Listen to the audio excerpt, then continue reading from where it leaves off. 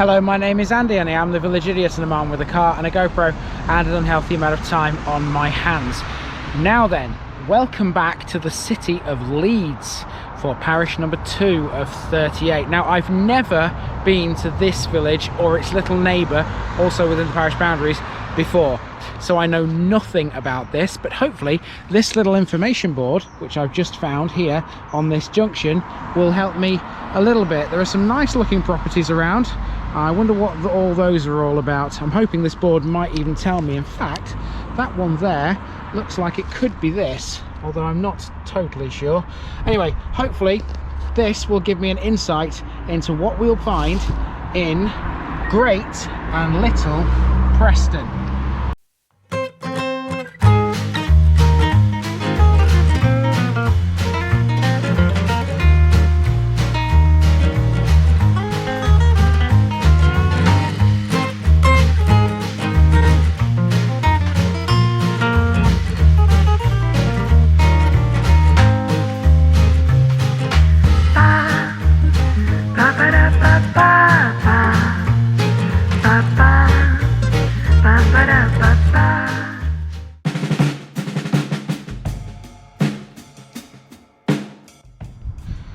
Great Preston is a small rural village in the City of Leeds. It forms the larger part of the parish of Great and Little Preston, with the latter a former hamlet incorporated into its area. Starting with Great Preston though, this one is situated 9 miles southeast of Leeds city centre and is 2 miles south of the town of Garforth. The villages of Kippax and Swillington are also in close proximity, and due to development of land into housing to the south of the village, Great Preston now borders Allerton Bywater as well. Great and Little Preston had a population of 1,463 at the 2011 census.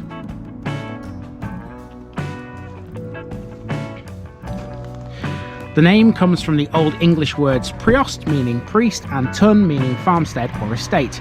Thus, it once meant estate belonging to a priest.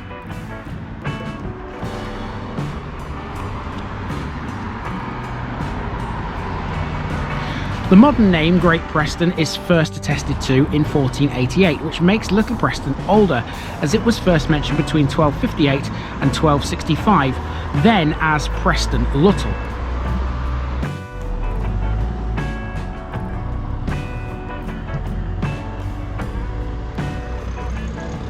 A lot of the information in this one comes from a series of information boards that you can find around the village. Here's perhaps the most interesting one of the lot, at the junction of Bury Lane, Preston Lane and Whitehouse Lane, which is commonly known as Preston Corner. So this information board then, so I've had a little read of it, and here are the main sort of features then of Great Preston. There doesn't seem to be a great deal about Little Preston, which is up here, and to be fair, that's a dead end anyway. So when I finish with Great Preston, ignore this, because that road does not lead to Little Preston. I've looked on the map, it's a dead end. So when I finish with Great Preston here, I shall come up here and drive this bit, because it doesn't look like it's anything more than just sort of residential. Anyway, so Great Preston seems to have 6 main features, all marked on the map. The most interesting, as far as I'm concerned, is number 2, which is here. That is called Music Row, and according to local folklore, a resident used to regularly sit on the step and play a penny whistle, hence the name. The houses were demolished in 1956. That's going to be good to try and find, isn't it? But I'm also going to try and find the other 5. So I'm here on this corner, the roundabout here where the video began, and I'm basically going to go this way up Bury Lane to catch number 5. You'll see what that is in a moment, and then I'll walk back and try and catch these others as well, because my car is up here, and then I'll come down here for this and then off to Little Preston to finish. Sounds like a plan. Let's go. In times past, houses, cottages and boundary walls were built here in Great Preston from the locally quarried limestone. There used to be a quarry on Preston Hill. Those properties are all in the oldest part of the village, around Preston Corner and along Whitehouse Lane. In this area off Bury Lane, the housing is much more typically modern.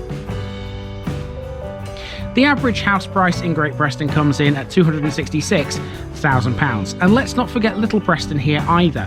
The hamlet to the northwest has a much higher average price at £728,000, but this is skewed thanks to Little Preston Hall. Both Great and Little Preston both had a hall. Little Preston's hall we'll see later. It's a Grade 2 listed building which bears the Lowther Moored coat of arms. The Lowther Baronetcy of Little Preston was created in the Baronetage of Great Britain on the 22nd of August 1764 for the Reverend William Lowther. He was the great-grandson of Sir William Lowther, brother of the 1st Baronet of Lowther and the 1st Baronet of Whitehaven, and the nephew of the 1st Baronet of Swillington. The Lowthers held the local seats of Great Preston, Little Preston and Swillington. The modern-day Fleekingly Lane, which is a public bridleway here, linked the three together. A proud little village, Great Preston is certainly clean and tidy, and this sign reminds the locals to keep the place that way. There are no end of floral displays, and seeing as this was recorded just before Christmas, I think the village did pretty well with its Christmas light displays too.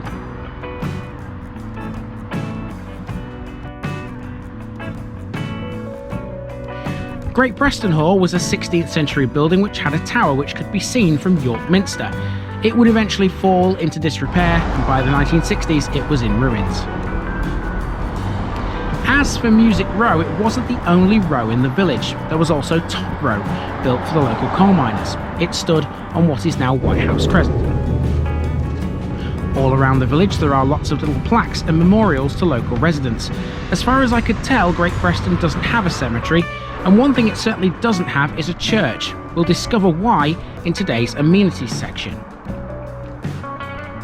Coal mining is a recurrent theme in Yorkshire. Strangely, this part of Leeds is not a place I ever associated with it. Mining here centred around Victoria and Albert collieries, which were known to the locals as Johnny and Star, respectively. Great and Little Preston is demographically made up of a population that's 99% white British, spread across an area of just over 4 square kilometres. This gives us a population density here of 463.3.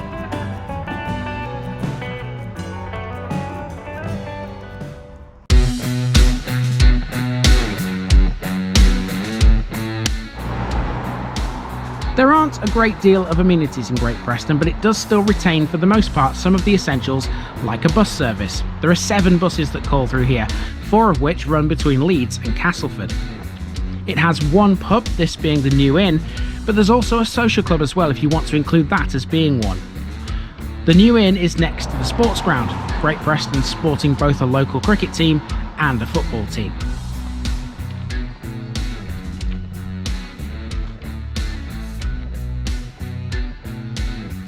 On the other side of the field is the Great Preston Sports and Social Club, which is sometimes known as a snooker club. This building is the former Working Men's Club, which has now been converted into what it is today.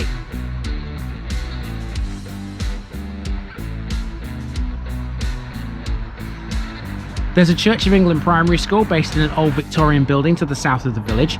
Here, though, is the old schoolhouse built in 1897, which is now a private home, and it's next to the village hall. The village hall is the former St Aidan's Church, which was closed in 1992 and converted into what it is today. This would leave Great Preston with no church, but it does have a chapel, which we'll encounter shortly.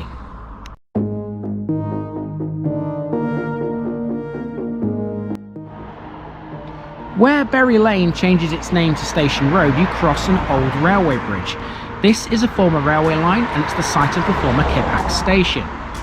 Kippax Station was on the Castleford to Garforth line, and it opened in 1878 and closed to passengers in 1951, although the line remained open for a further 18 years for diversions and goods traffic.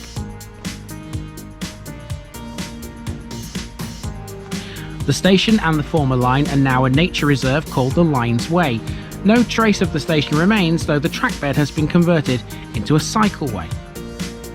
The station used to have a water tower that was used to supply fresh water to the people living in and around Great Preston. Opposite the village hall is something I almost missed. This is the War Memorial, almost hidden in plain sight as the road bends to the south towards the primary school and the local garden centre. This was pretty cool as well. Opposite the War Memorial is a carved white stone bearing the name of the parish and a depiction of a winding wheel. At the back of the village hall is Jubilee Garden, opened in 2012 to mark the Diamond Jubilee of Queen Elizabeth II. It's an eco-garden, and this is where the Great and Little Preston Parish Walk commences. Some of these sculptures are made from the local magnesian limestone, which was formed 200 million years ago when the area was under a shallow sea.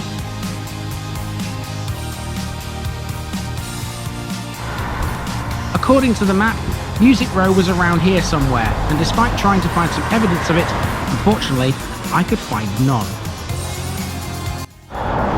So according to that map at Preston Corner, Music Row is somewhere here, but I can't see any clues as to where it's going to be. I imagine there's some new houses down there, so it might be up there where they are, because it did say that the original houses have been demolished.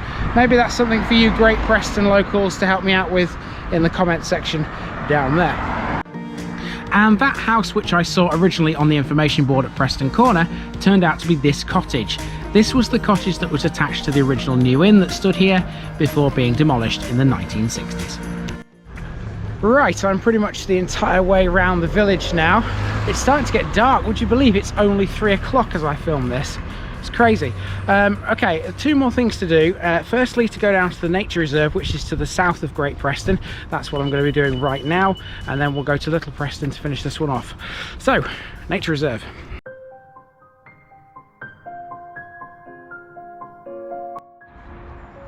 Now we're to the south of Great Preston in a place called Bowers Row, which is where the parish touches and runs almost seamlessly into Allerton Bywater. Bowers Row was originally a mining community comprising 7 blocks of terraces, a schoolhouse and a chapel. The first chapel here, known as Bowers Allerton Mission Hall, was built in 1896, and the current mission hall was started in 1927.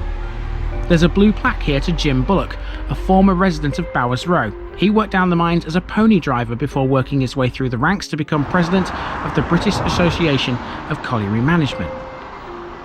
Nearly every male resident worked at one of the 2 pits, these being Bowers Victoria and Bowers Albert, to the north of the village. There are some new builds here. The original houses were demolished in the 1950s, and the school became the Alexander Rose Sewing Factory. Now we're heading into RSPB St Aidan's Nature Reserve, which the parish boundaries include to the south of the main village. This is a 400-hectare nature park, which was formerly an open-cast coal mining area that was flooded in 1988 after the bank of the River Aire collapsed. Mining ceased at St Aidan's in 2002, but there are some telltale signs of its past, none more so than this, the Sunshine Miners Landmark Memorial. This is what's called a walking dragline excavator, affectionately known as Oddball. It was built in the USA in 1948 before it was moved here to the UK to work at Tepentwys in South Wales. It then worked here at St Aidan's until the site was flooded. When mining here restarted some 10 years later, it was no longer needed. Donated for preservation, it's been here ever since, barring the 50 metres it was moved into its current position. In July 2000, Richard Budge, the then owner and operator of the site, officially handed over the machine and its enclosure to the St Aidan's Trust, a charity set up jointly by the NCB and Leeds City Council about 1990 to oversee the distribution of a fund set up by the NCB to care for the St Aidan's site in the future. As for the former open-cast mine, it's now a stunning nature park, only recently opened to the public in May 2013 under the care of RSPB. This was not without some difficulty.